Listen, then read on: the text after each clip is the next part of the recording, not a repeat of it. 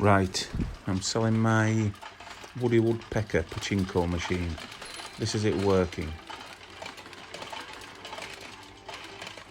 And see, if you get them between the two pins in the middle near the bottom, that starts spinning the reels, and if you get three symbols the same, 3 7s or 3 8s or whatever, then you go into various bonus modes. It all works perfectly.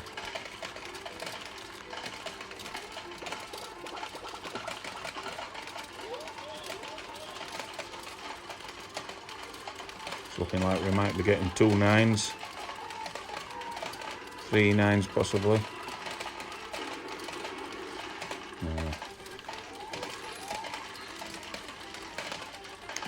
I think he's just teasing me. There's lots of ways he can tease me here. It sort of nearly gets to 3 9s and then it just doesn't quite. Look, what's going to happen now?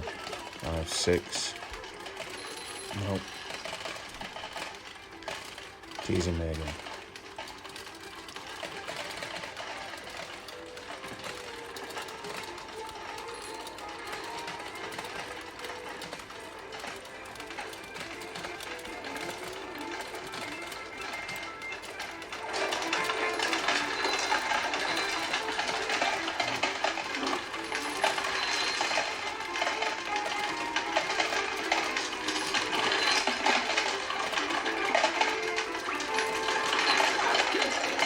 See, there's a few paid out there. Each time we get one in between those two pins, it pays out 3 or 4 on this machine. There are some other places on the board where it pays out about 10. The side spinners there, if you get them in there, it pays out about 10, I think.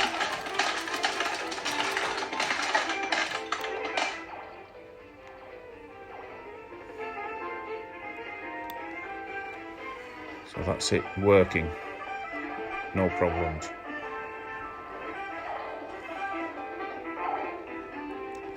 Let's go and have a look inside. A little bit top heavy, these machines.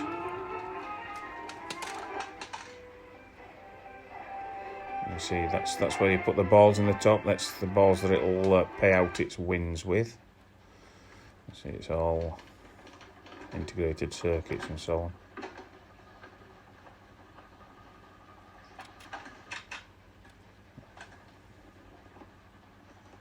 That's a transformer. It's been converted to UK current.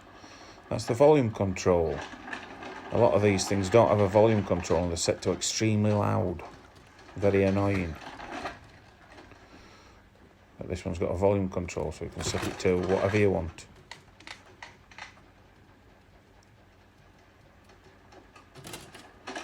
Let's have a look inside the front glass now.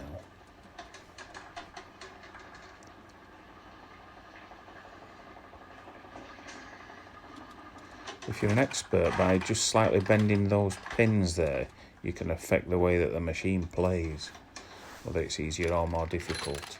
You're going to cheat a little bit now just to get the machine going, to show you that it pays out properly. In the side, oh, missed with that one. In the side there's a little hole. Let's try again. There we are. And that pays out whatever it paid out, about 10, I think. The middle hole, the middle gap there, pays 3 or 4. 3, I think, there.